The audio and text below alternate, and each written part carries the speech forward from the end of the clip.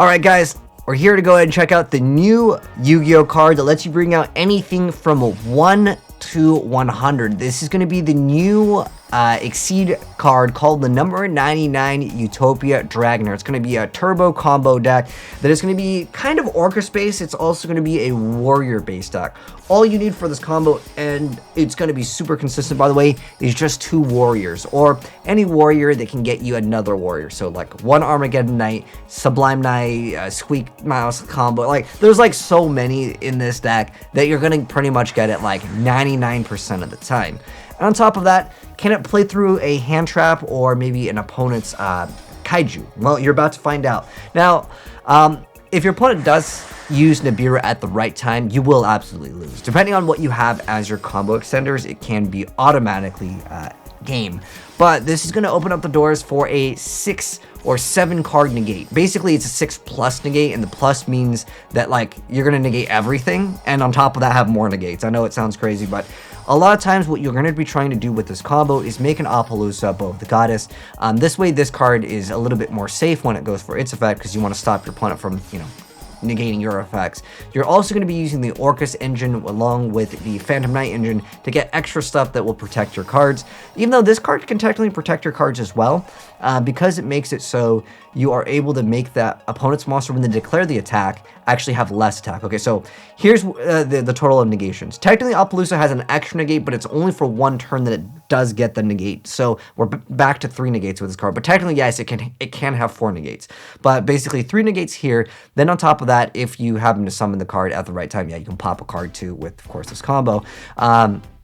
You can even go further with Dingirsu if you wanted to play that. But so we have 3 negates with this. This is our 4th negate. This is our 5th negate. And then this is a quick effect that can act as a 6th negate with the effect of the Phantom Knight's rank up magic launch. Or you can go for double fog blade. But this is going to be much better. So the part of 6+, the 6+ goes into Big Eye, which it doesn't have to be Big Eye, but Big Eye is just like, he's the OG rank 7 that everyone was like, oh my gosh, OP, man. But once you go ahead and use the rank up magic launch, you are going to be able to negate all of your opponent's stuff with Kali Yuga, which is one of the best monsters in the game. The guy goes ahead and just says GG right here, but we had 2 additional negates before anything else would happen.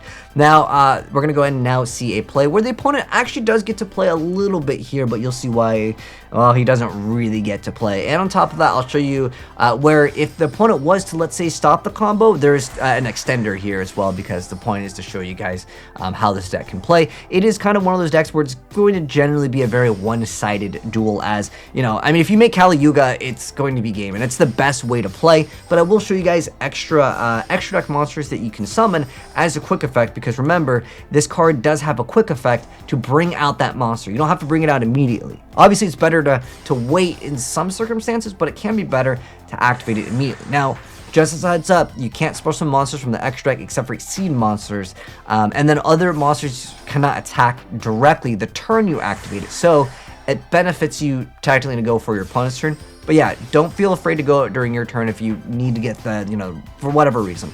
But a lot of times it's going to be the same bread and butter combo, going into Summoner Monk, bringing out, of course, that double monsters, and then getting them to go right back into Armageddon Knight to go ahead and dump another card. You can even go further with this if you want to play the Nemesis, because they basically can facilitate extra monsters, and then your Bow of the Goddess can actually get more negates. But temporarily, you do get an extra negate, like I mentioned before, in case your opponent happens to have some hand traps. But like, it's fine. Once this card comes out, it's game over for most people. Plus, this also does play technically the other warrior engine, where you're able to see your opponents with Neo Space Connector with the Aqua Dolphin, where again you get 2 combo, wherever the heck Aqua Dolphin went. But you do happen to get rid of another hand trap, so technically you could knock a card out of your opponent's hand with that combo before you go for your big combo, and then you go for Bow of the Goddess, which will then negate. A lot of times the combo is going to end off on this play over here, where once again you're going to have that awesome stuff. But he decides to get rid of Bow of the Goddess. He probably didn't really know what was going to happen with Big Eye. I know what happens with this because if you played it, well, you know, you set up the rank up launch. You need to actually get rid of the Big Eye,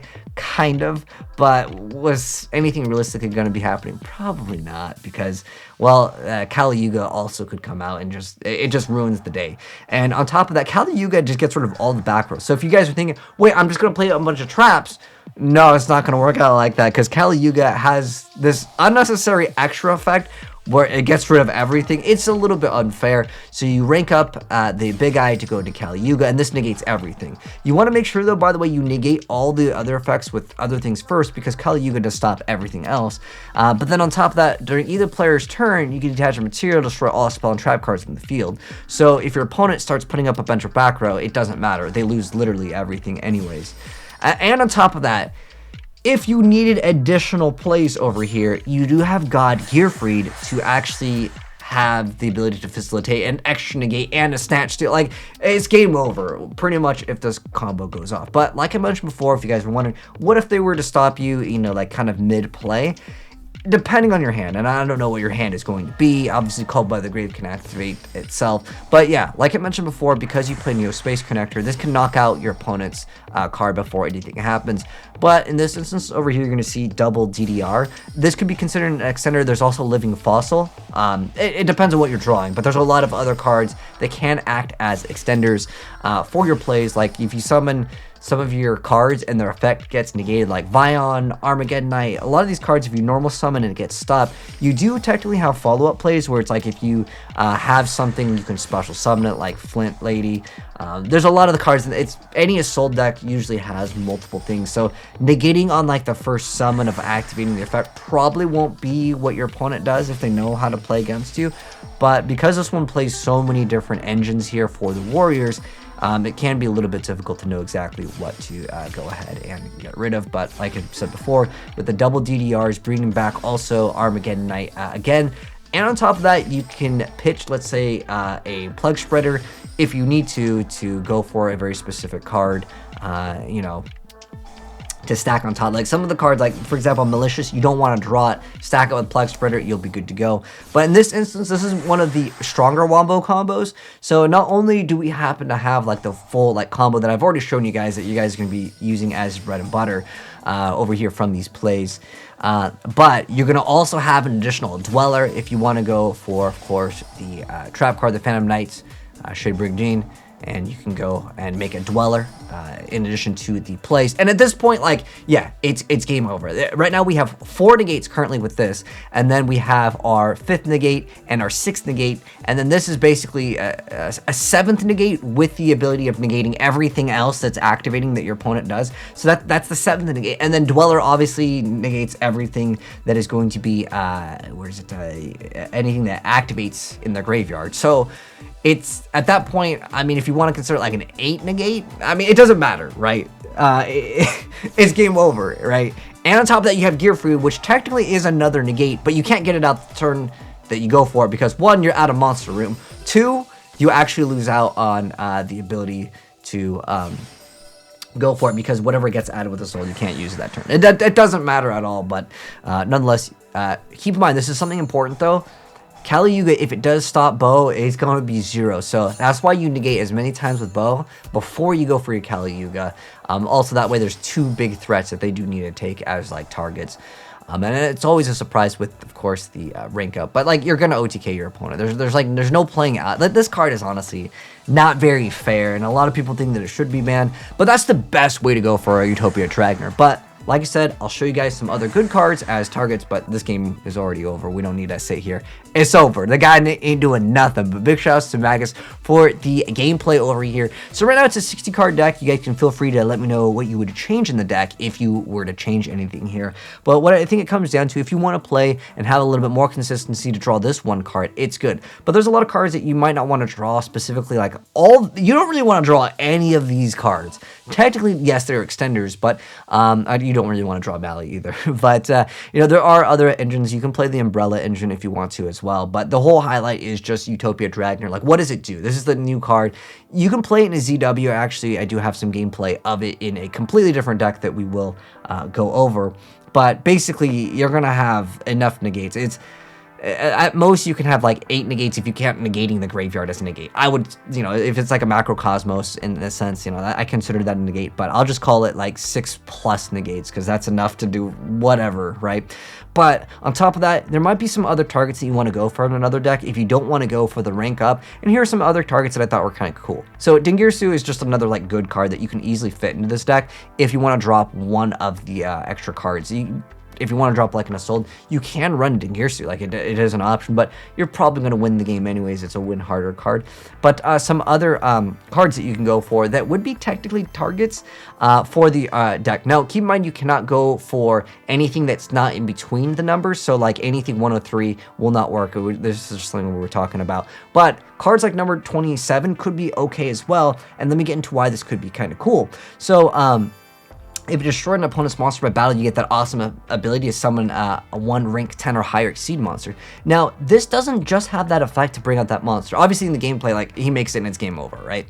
But on top of that, with this card over here, when an opponent monster declares an attack, you can change that opponent's monster's attack to 0. A lot of people don't read YuGiOh. You guys know that that's a fact. But if you combo it with the number 27, you're going to make it have 0. They attack into you, and they just lose. I mean, they're probably going to lose anyways if you go for it, but yeah. On top of that, I thought it would be funny to go for number 78, and then number 78 has a quick effect to go ahead and bring a random number, one card in your extra deck, and if it's a number monster between 1 and 99, you can also get that by using this face-up card you control as material. But it does lose out on, it does get banished during the end phase, but sometimes all you need to do is be able to stall. And so like I was like, okay, well, you can go for number 41 also. But there's no point of going for like some of these more obscure cards. When at the end of the day, if we're talking about like, if you want to win, yeah, go. If you want to go for a win combo, it's got to be Kali-Yuga. Like the rank up, it's too easy to do in this deck, and it's so consistent to do. But onwards with the deck profile, this one's going to be, I'm just going to mouse over them relatively quick here. But if you guys just want like the one-click download file, I'll include it over in the Discord. Just go to the Discord link, and it will be there as a file that you can just download and just copy paste it. And if you guys have any suggestions for improvements on this deck, definitely let me know. But it's number 99 GG. You know what's funny, guys? I didn't actually know about this, but there's actually 2 number 99s. Is this a mistake? Did they meant to do this? Like, how do you double up on the same number? I don't know. It's like maybe like it's a transformer. It's like a, you know, it's in a different mode. But I thought that was really weird. I thought there was like, you know, you can't double up on it unless it's like an IC, and then like, you know, we know this is a topic for another day. Anyways, if you enjoyed the video, drop a like up. Big shout out to my homie Magus again for hooking me up with the gameplay, because I mean it's good. I mean, it's a YuGiOh deck that I would consider very viable. It's just like a, you know, warrior deck in general, and then you have access to this combo has been out, but like doing it this way does allow you technically with the extra ability to make something have 0 attack. It makes it like better, yeah, definitely, than other variants that would just make Kali-Yuga pass. But if you make Kali-Yuga, you're winning the game anyways. But anyways, thanks for tuning in, guys. Let me know your thoughts on it down below. And if you guys are new here and do want to see more new YuGiOh stuff in the future, hit subscribe, turn on that bell, and you'll definitely see more very soon. And if you guys want to send me other replays, feel free to go ahead and hit me up via a DM in the Discord, or you guys can send it into my email, because I like seeing what you guys come up with, and we'll be covering the new Karibo stuff very soon. But take care. I'll catch you guys in the next vid. Peace.